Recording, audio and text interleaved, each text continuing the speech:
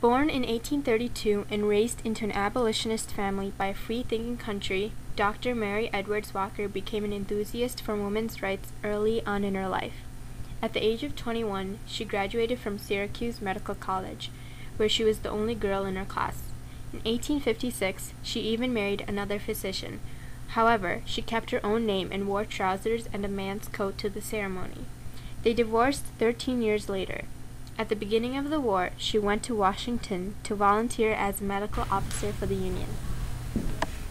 I used to be a medical officer, sir.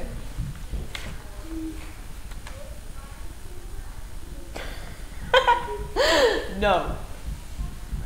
What? I'm perfectly qualified. Ma'am, that's a man's job. There's no place for a female medical officer.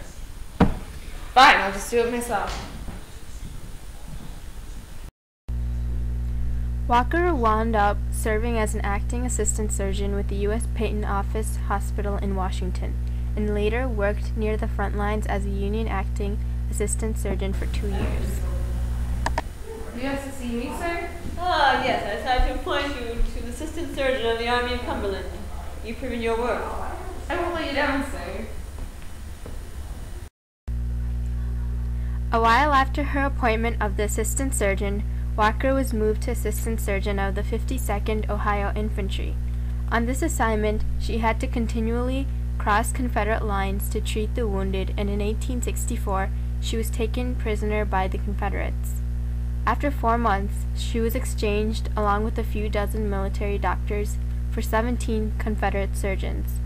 Although she was returned back to the 52nd Ohio Infantry, she spent the rest of the war working at a Louisville female prison and an orphans' asylum in Tennessee. On November 11, 1865, President Johnson presented Mary Edwards Walker with the Congressional Medal of Honor for meritorious service for the time she spent for the war. She was the only woman to receive it.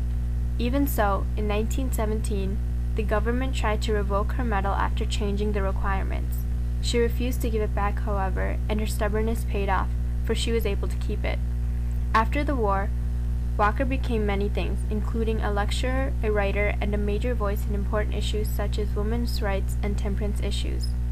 She was even arrested numerous times for wearing complete male dress, even a wing collar, bow tie, and top hat, and she prided herself on getting arrested numerous times because of it.